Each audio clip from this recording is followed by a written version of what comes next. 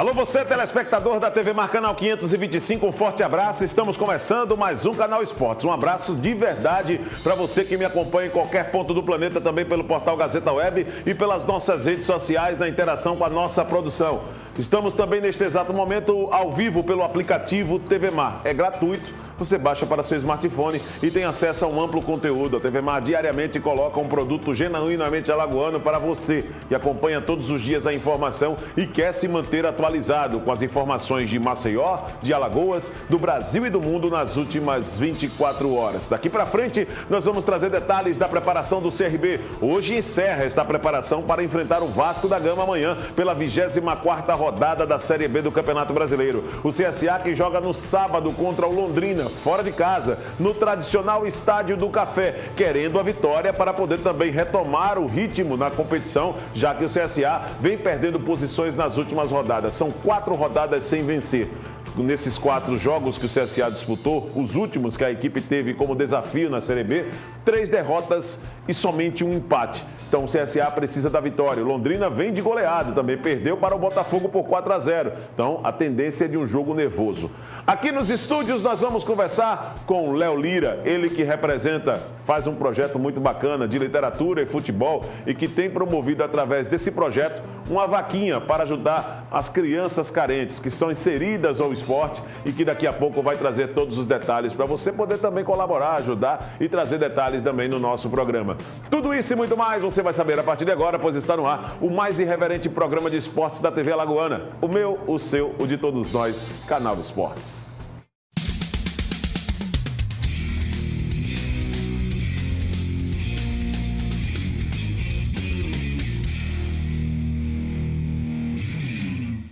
Quero cumprimentar aqui na abertura do programa meu amigo Léo Lira. Que prazer, que satisfação tê-lo aqui mais uma vez no estúdio para falar do projeto Literatura e Futebol. Muito obrigado pela presença. É a segunda vez em 2021 que você marca essa presença aqui no estúdio e fico muito satisfeito com o crescimento do projeto. O projeto tem prestado um serviço muito bacana, não só para as pessoas que querem ampliar a margem intelectual com boas leituras, com livros, com ampliar mesmo a margem de conhecimento, mas também em caráter social. Obrigado pela presença, Léo. Obrigado você, Vidalan, pelo convite mais uma vez. Estou me sentindo em casa já, né? Segunda vez esse ano. E o projeto vem crescendo, né? Quando eu vim, a gente estava engatinhando ali, começando o projeto com os meninos. E agora a gente tem evoluído, né? Conseguiu fazer a vaquinha, né? Que a gente está promovendo. E no começo do ano teve treino de ter 4 meninos só calçados. E essa semana, fé em Deus, a gente já vai ter 100% dos meninos calçados, né, para realizar as atividades lá no projeto. Então, nós não estamos no final do ano, Léo. Agora vamos fazer, claro, uma retrospectiva, né, do que é o projeto Literatura e Futebol. Até para quem está acompanhando pela primeira vez, pode até estar assim surpreso. Poxa, como é que funciona o projeto? Reúne leitura e esportes, une leitura e o futebol, assuntos somente voltados para o futebol. Explica, de fato, na prática, o que é para o nosso telespectador o projeto Literatura e Futebol, Léo. Na verdade, é um pouquinho de tudo isso, né? Assim, o trabalho começou nas redes sociais, produzindo conteúdo sobre livros de futebol. E começou a haver o interesse das pessoas em procurar, em fazer a comercialização também de livros não só sobre futebol, mas sobre outros temas. E através disso, eu sempre digo lá nas redes, né, que é unir a teoria e a prática. Então é prática na teoria e teoria na prática. E a partir daí surgiu a necessidade, a vontade de tocar também um projeto social, de trazer, né, para a molecada as vivências que eu tive no esporte. Então assim, a gente une tanto a parte dos livros quanto a parte prática também, né? Então a bola jogada e a bola falada, a bola escrita, né? É o que nós estamos acompanhando hoje, inclusive nesses pilares, né? Não somente da comunicação, mas das pessoas que elas promovem, né, alegria, entusiasmo e emoção pelo futebol, né? Seja os personagens que vivem diretamente ligados aos espetáculos ou nós que somos indiretamente, né, promotores desse evento. porque quando nós falamos de futebol, existe técnicos, jogadores que hoje são conhecedores de uma maneira bem mais aprofundada dos conceitos do futebol, né, da parte teórica do futebol, e que conhece bastante também o campo da prática, não é? Tem muitos técnicos hoje que adotam metodologias, elas bem equilibradas nesse quesito, né, com teoria e com prática. E existem profissionais de comunicação que também exercem esse mesmo papel. Eles realizaram um papel prático há um tempo atrás, mas hoje desenvolvem através da comunicação seus conhecimentos, né? Então o projeto ele segue uma tendência, né, Léo, nesse ponto? Exatamente, né? Assim, e até o contrário também, às vezes o cara tem a experiência prática ali, até, por exemplo, na comunicação, no jornalismo, já exerce, já trabalhava e vem adquirir a formação na sequência, né? Daquilo, ter o conhecimento técnico e teórico daquilo que ele já faz na prática há tanto tempo, né? Sempre é tempo de mudar, né, Léo? Na primeira vez que você veio aqui, estava com o cabelo comprido, né? Aí agora decidiu dar uma encurtada no cabelo. Sempre mudanças, elas são benéficas, né, para o ser humano, né? Eu falo isso e estou fazendo analogia, claro, ao cabelo, o seu estilo, o seu visual agora, mas as mudanças, elas são realmente, assim, muito positivas, né? Quando elas são inseridas realmente para o caráter de fazer o bem ao próximo. O Literatura e Futebol tem participado de projetos de ação social com crianças carentes. E vocês têm promovido bastante essa mudança, né, de comportamento nas pessoas, nessas crianças, desses jovens que vivem uma situação, de certa forma, de vulnerabilidade, mas que conseguem realmente, nesse momento, através do esporte, se afastar um pouco desses riscos ou tentar minimizar um pouco essa dificuldade. É por aí, Léo? Até quanto ao cabelo, eu tenho brincado que se eu soubesse que ia dar tanto trabalho refazer todos os bonequinhos, a charge do Literatura e Futebol, eu tinha deixado para cortar o cabelo mais para frente, né? Que o bonequinho tava lá com o cabelo grande. E o projeto é exatamente isso. A gente fica ali num conjunto, ali no Gamalins, Lucila Toledo, e a gente tem realizado uma atividade que já envolveu, né, desde o começo, a sua fundação, mais de 150 crianças. Atualmente a gente tem 50 crianças assistidas de forma direta.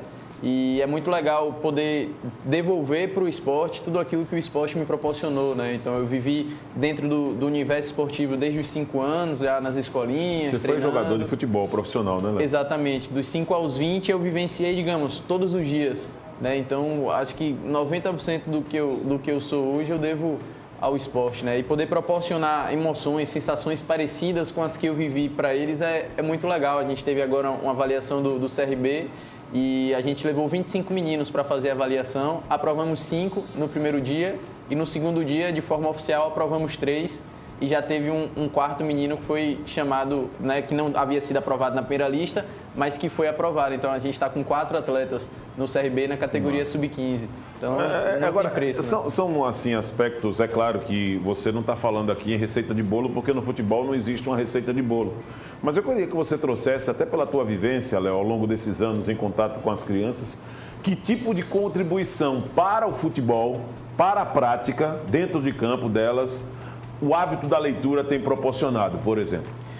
Isso é, assim, o mais legal é na escola. A frequência deles na escola, que para muitos era uma coisa meio, é muito chato, não quero saber, agora com esse ensino híbrido, ensino online e tal. E eu tenho percebido que cada vez mais eles têm se identificado, têm gostado, têm olhado para os livros, para a escola como um todo, como realmente uma forma de mudar, né? De, tipo assim, olhar para o lado, olhar para o outro e dizer, se eu for pelo caminho da educação aqui, se eu for estudar, isso pode ser uma alternativa interessante. E para dentro do jogo facilita muito, né? Assim, o cognitivo hoje dentro do esporte é boa parte do jogo, né? O jogo deixou de ser jogado, como a gente brinca, e passou a ser pensado. Sim. Então, quanto mais inteligente for, quanto mais conhecimento tiver o atleta como um todo, né? Não só daquilo que ele executa na parte prática, mas de conhecimentos gerais também, que ele vai viajar e saiba para que cidade ele está indo, que equipe vai enfrentar, a história da equipe que ele vai enfrentar. Então, até usando o próprio futebol, como é o meu caso, a gente acaba estudando sobre outras coisas. Então, eu sempre brinco, se você quer conhecer a história do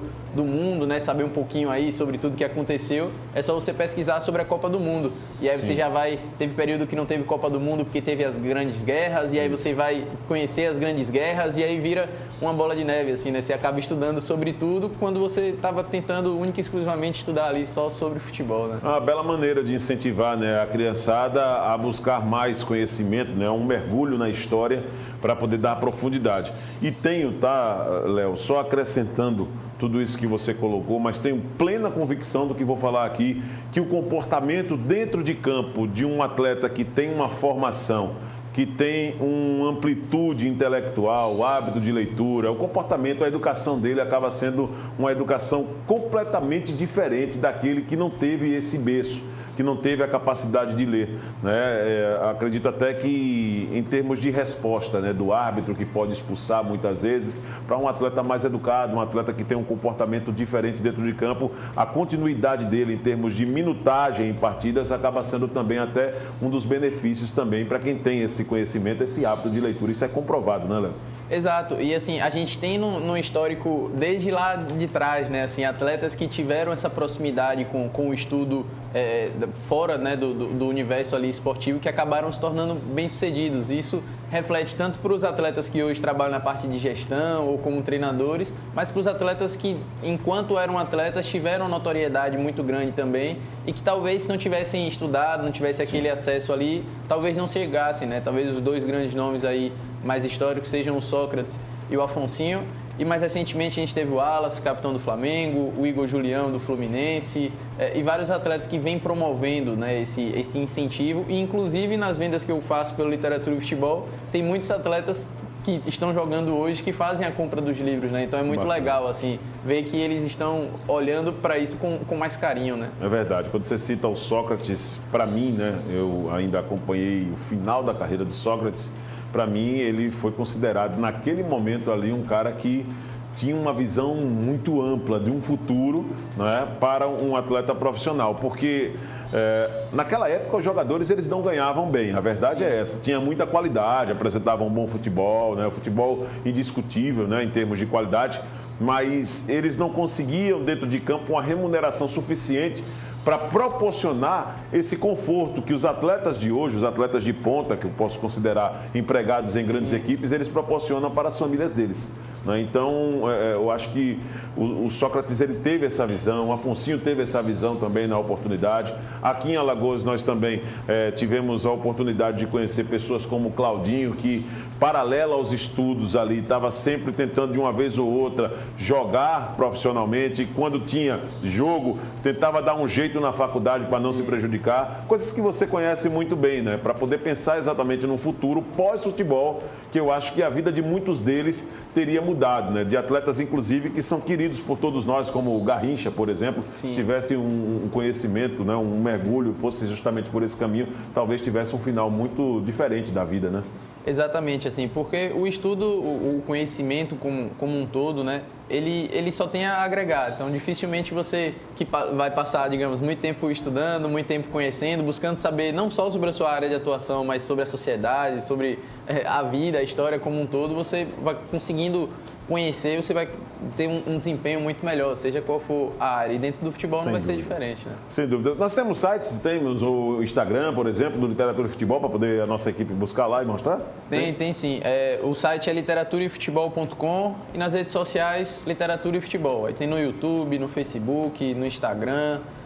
Só como da história. Você joga lá no Google Literatura e Futebol e a gente já está lá disponível. Vamos lá, José, vamos tentar buscar aí o Literatura e Futebol para mostrar também o trabalho que o nosso Léo... Só você que faz esse trabalho, Léo? Tem outra equipe por trás também trabalhando incansavelmente para poder ampliar essa margem, né, de conhecimento para as pessoas. Não, ainda não deu. Eu conto com a ajuda dos familiares, dos amigos, né, na divulgação, às vezes para fazer uma entrega, recebe o livro, minha família é de Salvador, então recebe o livro lá em Salvador e faz a entrega presencial e tal, mas ainda na produção de conteúdo sou eu sozinho. E aproveitar também para divulgar o Instagram do projeto, né? É @futebolaprendiz lá no Instagram, e a gente está sempre postando lá o material e agora mais recentemente a vaquinha, né? Então, o pessoal puder acessar lá para dar essa moral pra gente continuar assistindo, né, as crianças e as famílias delas também. No futevôlei, a recepção passa para o parceiro que levanta a bola para que ele possa finalizar. Então, já que você falou da vaquinha, é como se você fizesse a recepção.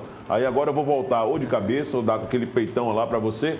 para que você possa finalizar. Vamos falar um pouquinho dessa vaquinha. Olha aí, o Instagram já está na tela. Inclusive, galera compartilhando, galera dando ali o like ali, que legal, né? Quando nós abrimos aí, pelo menos já vi ali 53 coraçõezinhos ali, dando pelo menos uma ideia de interação e de participação orgânica, né, de seguidores. Mas vamos falar um pouquinho dessa vaquinha. Como é que está sendo feita essa vaquinha? Qual o intuito? Está aí a informação já na tela para o nosso telespectador. Explica aí, Léo, como surgiu essa ideia.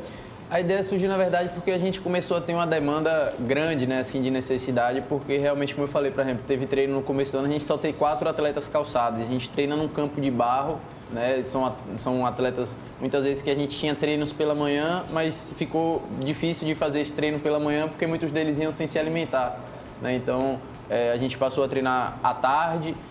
Muitas vezes eles já vêm da escola, então na escola eles já lancharam, já almoçaram e à tarde acabam já tendo feito essa refeição. Aí já é um lado que, né, ajuda, facilita ali o processo deles dentro do jogo.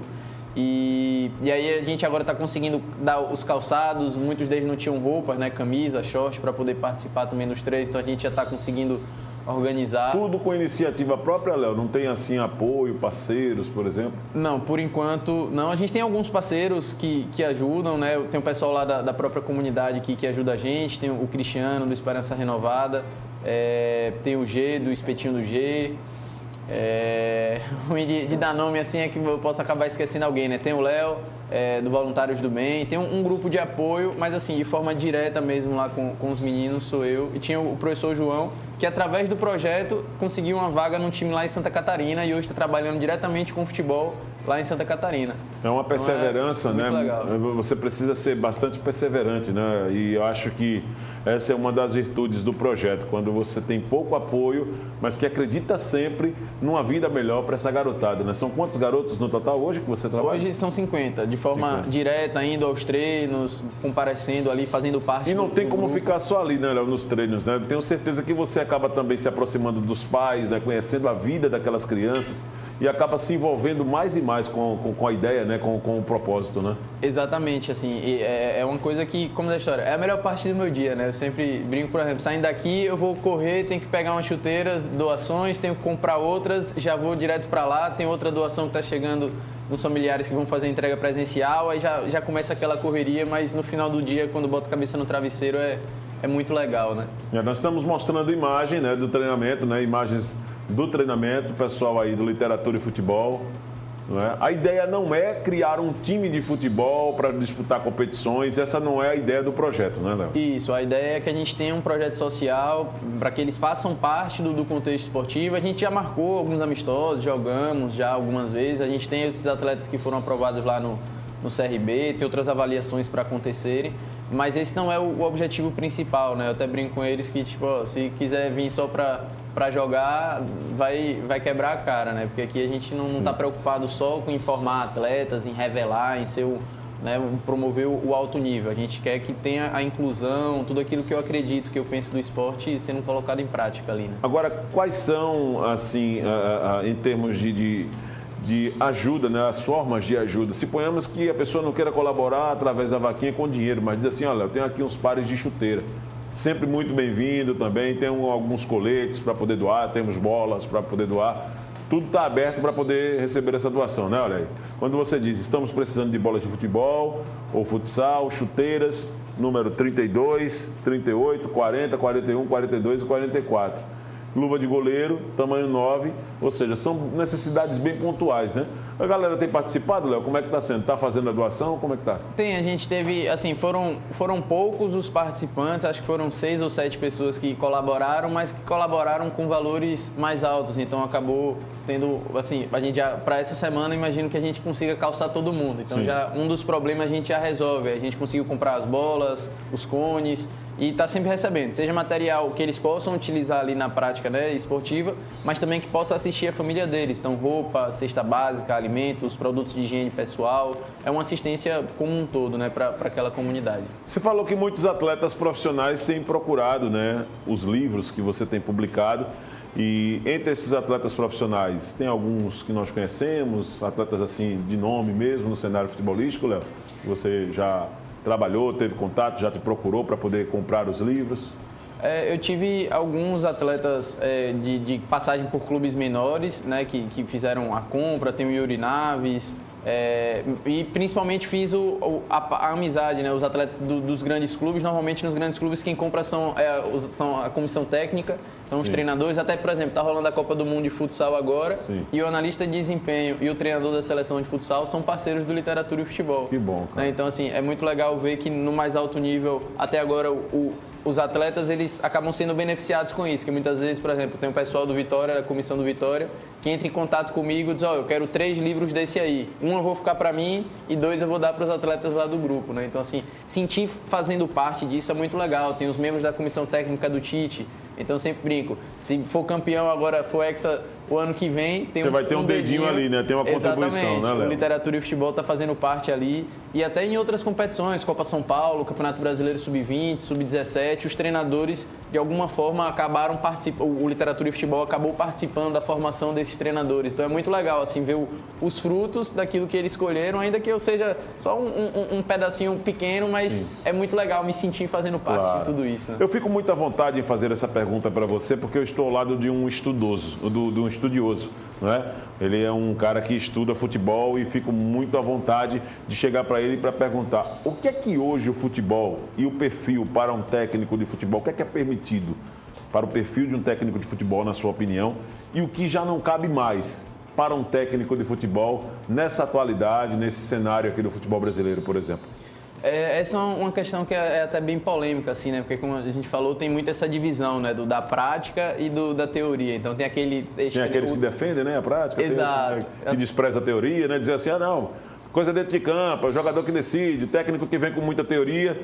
Mas existem algumas regras que antes, por exemplo, elas eram praticadas por técnicos de futebol e que hoje o futebol já não reconhece mais como uma coisa prática para dentro de campo, para um resultado, para uma equipe, por exemplo? Eu acho que principalmente a centralização, né? Que antes era o personagem do treinador, era único e exclusivamente ele. Então ele era o preparador físico, era o preparador de goleiro, palpitava em tudo, né? Talvez o grande exemplo, assim, que deu uma revolucionada aqui no nosso futebol que a gente tem é o Vanderlei Luxemburgo. Sim. Que ele chegava e ele queria ter o controle geral, né, do clube, assim, de como ia funcionar cada órgão, cada setor. E hoje isso no futebol moderno, digamos assim, já não cabe mais. Então cada um tem a sua função dentro do grupo, dentro do clube, dentro da comissão, e o treinador ele acaba agindo como um gestor de tudo Sim. isso, tanto do que acontece dentro de campo, mas principalmente do que acontece fora de campo.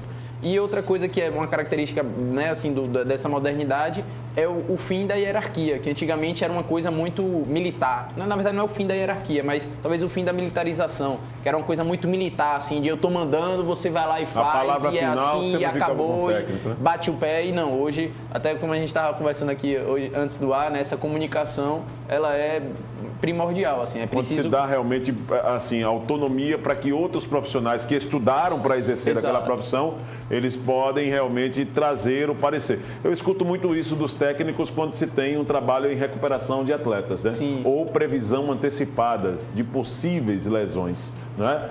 Então, o profissional chega e diz assim, professor, não coloca não, o Márcio para jogar não, porque o risco é enorme dele jogar essa partida e estourar. Então o técnico vai lá, escuta, né? Porque antigamente, Sim. não, estou precisando do jogador, não quero nem saber não, vou deixar o meu principal jogador fora. Não, vai pro jogo.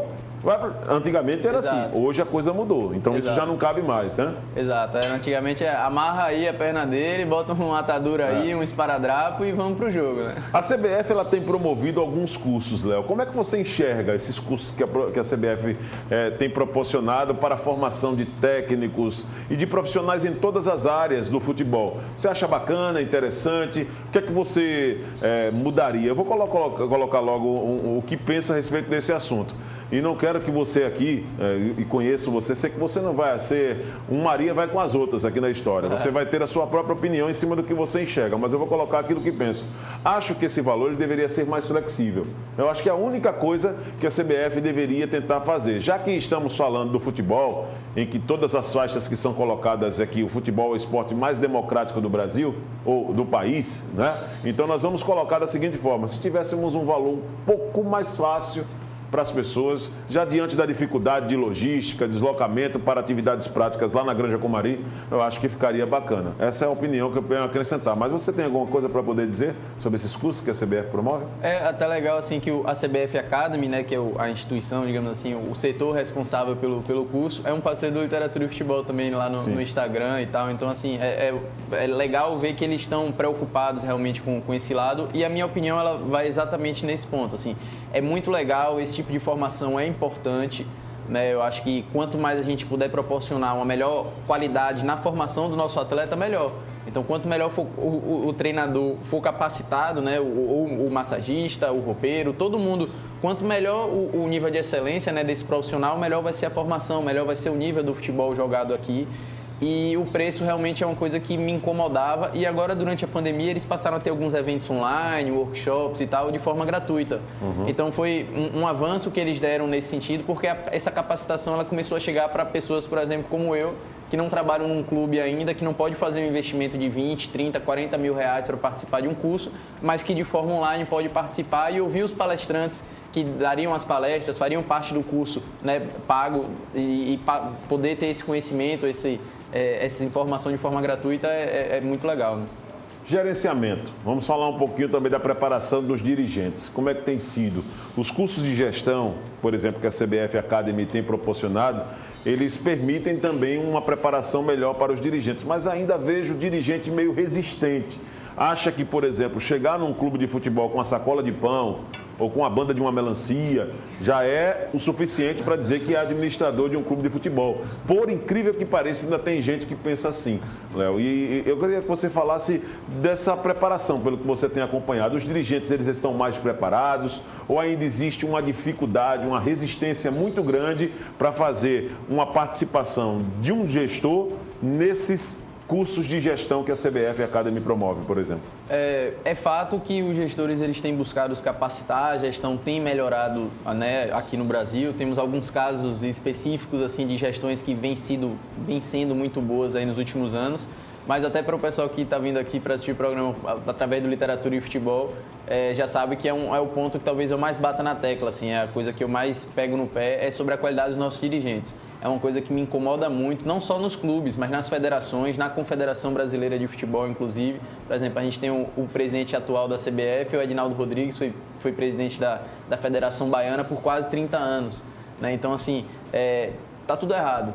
Né? Então, acho que a gente precisa seguir nessa capacitação como da história. Estou fazendo a minha parte, estou democratizando o acesso à leitura, democratizando o acesso à informação, colocando em prática também aquilo que eu acredito, aquilo que penso. Mas, assim, realmente é uma coisa que talvez o mais urgente que a gente precisa seja essa profissionalização dos profissionais que trabalham dentro do esporte, né? Realmente haver uma profissionalização, realmente o cara ser encarado como uma pessoa que é capacitada, que se preparou para isso. E o esporte talvez seja a área que mais profissionaliza no Brasil. Então, assim, até para o pessoal que está chegando aí, que está pensando em fazer vestibular, está meio na dúvida de qual área seguir, o esporte, não só o futebol, mas o esporte como um todo, é um mercado que vai crescer muito assim, em termos de profissionalização, de faculdade, de mestrado, doutorado, pesquisas e tal, porque era uma área que tem uma defasagem muito grande. E para a gente conseguir igualar, digamos assim, com as grandes potências, então tem um mercado aí para esses próximos anos bem bacana. Sem querer entrar na seara econômica, mas é preciso passar por isso quando se fala principalmente de que os clubes eles têm uma obrigação em formar talentos em meio a tanta crise que se encontra. Não são todas as equipes do Brasil que têm um perfil de Real Madrid, de Barcelona ou de Flamengo. Vou trazer para a nossa realidade. Então, a maioria dos clubes, eles vivem dificuldades financeiras absurdas, né? Até para colocar, por exemplo, o básico para a preparação diária dos atletas, as 3 alimentações, por exemplo, para os atletas.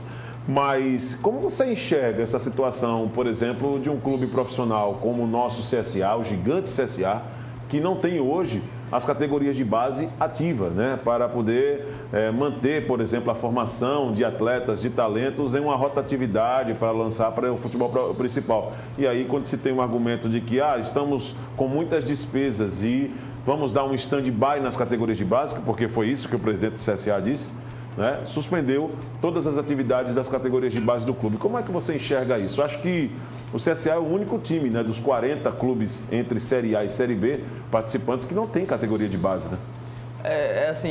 Entra justamente nesse retrocesso, né? Inclusive o que você falou, por exemplo, da falta de alimentação, da falta de material mesmo, assim, para trabalhar, foi o que me afastou do futebol profissional. Foi quando eu olhei para um lado, olhei para o outro, falei, pô, a gente vivia o regime que a gente sempre diz do análogo à escravidão, né? Então, assim, era um regime que a gente trabalhava, mas a gente não tinha alimentação, a gente não tinha uma moradia decente, a gente não tinha o material de treino, a gente não recebia salário.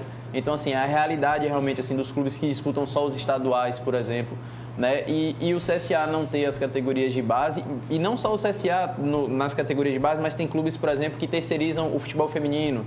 Tem uma obrigação agora, né, de uma obrigatoriedade de ter o futebol feminino. Faz pela obrigação. Exato, tipo assim, você tem um time de futebol feminino, eu lhe dou os uniformes e vá lá e jogue. Exatamente, é o que acaba acontecendo. O CSA de vez em quando participa das competições, mas forma um time, treina 2, 3 semanas, participa da competição e o resultado tá aí.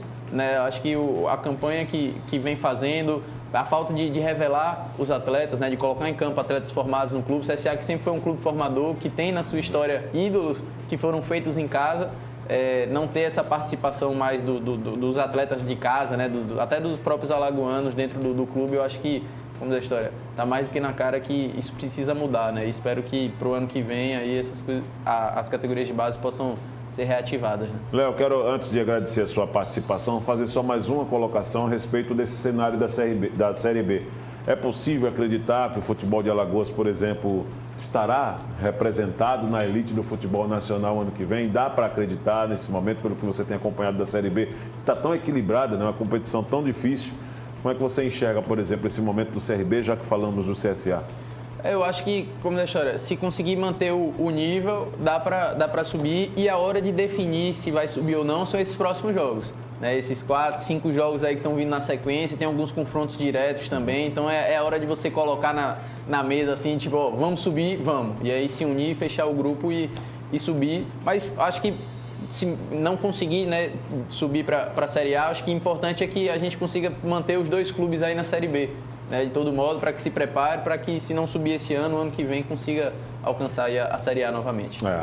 Apesar de que tudo muda, né, de um ano para o outro, né? Mas eu acredito que se conseguir pensar no planejamento a longo prazo, acho que o caminho é exatamente esse. Como o CSA, que inclusive foi um case de sucesso há alguns anos, subindo, né, de série, né, todas as séries, Série D para a Série C, da Série C sendo campeão indo para a Série B e na Série B indo para a Série A, né, que foi realmente fantástico para a história do clube. Bom, vamos colocar aqui agora a vaquinha mais uma vez para o pessoal aí do Literatura e Futebol, para dar uma fortalecida no projeto do nosso Léo Lira.